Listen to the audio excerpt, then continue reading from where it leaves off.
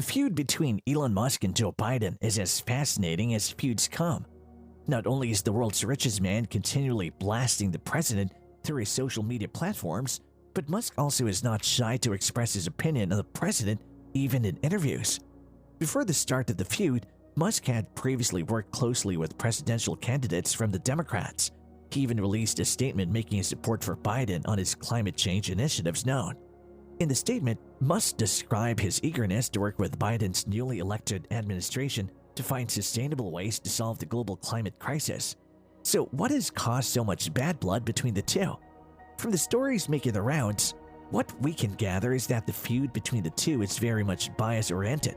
For one, Musk appears very angry at the president for overlooking his Tesla company in favor of other automakers, despite Tesla's many successes and achievements.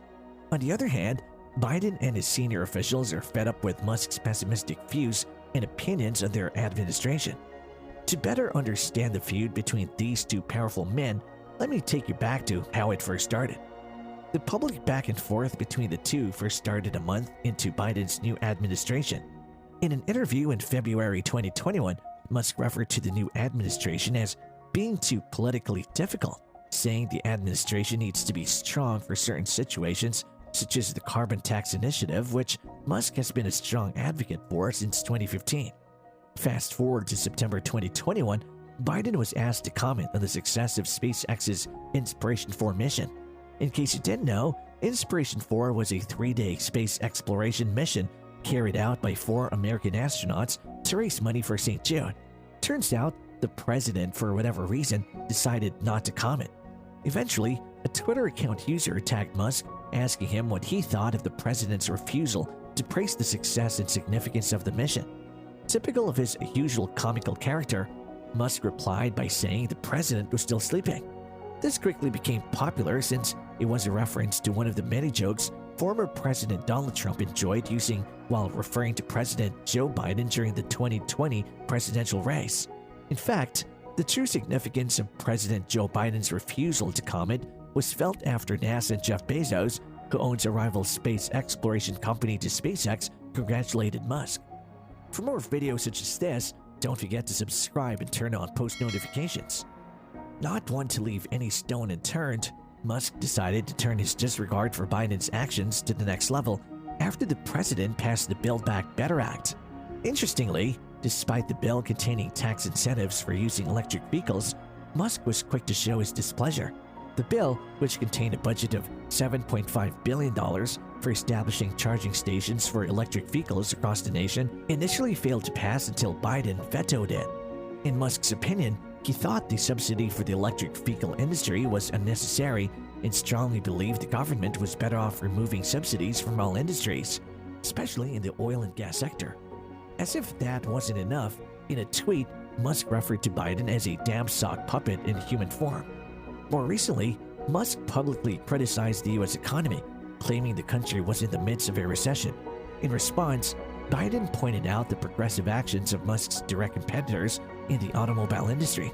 In his reply, the president said that while Elon Musk is talking about that, Ford is increasing their investment overwhelmingly. I think Ford is increasing the investment in building new electric vehicles, 6,000 new employees, union employees, I might add, in the Midwest. The president went on to wish Musk lots of luck in his plans to travel to the moon. Another bold example of the bad blood between the two was when Musk, via his Twitter account, stated that Biden's appointment as U.S. president was an optics move because people wanted less drama.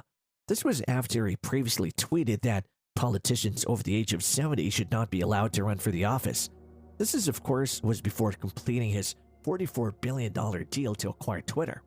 Musk even claimed that he was planning on restoring Trump and other outspoken personalities that were previously banned on Twitter.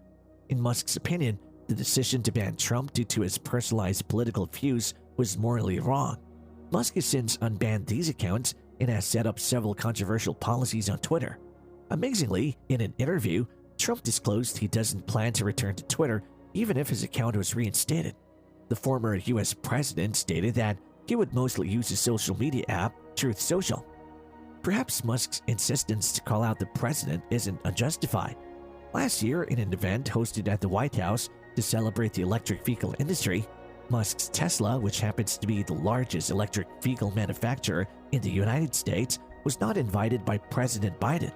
For perspective, since 2019, Tesla accounts for about 74% of electric car sales in the United States.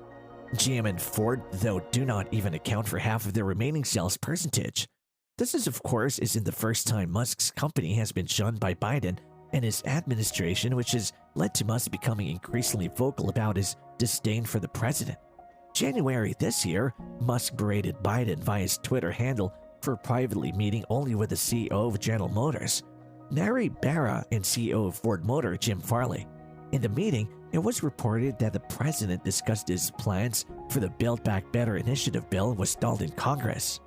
Back in March 2022, in his State of the Union speech, Biden commended the efforts of GM and Ford for raising $1.8 billion in investments to fund the design and development of electric vehicles.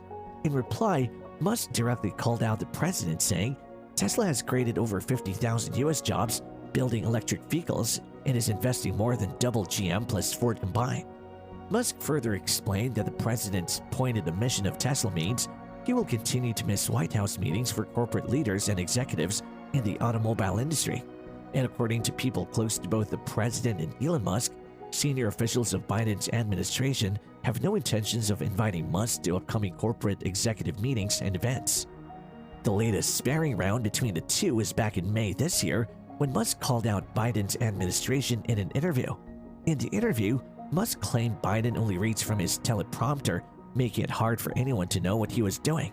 Quoted, he said, "The real president is whoever controls the teleprompter. The path to power is the path to the teleprompter.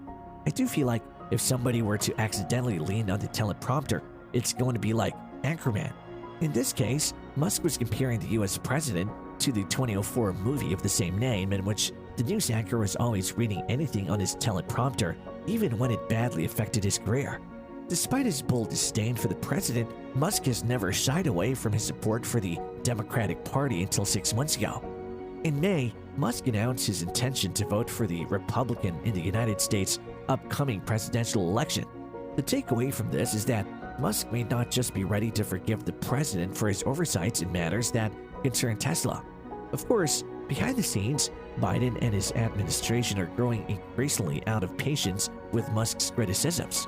Earlier this month, Biden was asked whether Musk should be considered a national security threat after taking over Twitter thanks to his ties with a Saudi Arabian conglomerate. Even more so is Tesla's significant operations in China. For example, Tesla has a key production base in Shanghai, China, which accounted for Tesla's overall products last year. In response, the president said, "I think that Elon Musk's cooperation and/or technical relationships with other countries are worthy of being looked at. Whether he's doing anything inappropriate, I'm not suggesting that. I'm suggesting they're worth being looked at." In fact, by acquiring Twitter, there have been several concerns from authorities who think Musk might face significant pressure from countries due to the free speech policy he intends to implement on the social media platform. What's more interesting is that last month, the White House released a statement that reports of investigations into Musk's ventures, including Twitter, over national security issues, were false. So the big question then is, when will Biden and his administration do something about Musk's outbursts? We know this feud is not going anywhere anytime. Sadly, we can only wait. Do you want more videos like this? Like and subscribe to get instant notifications when we release new videos.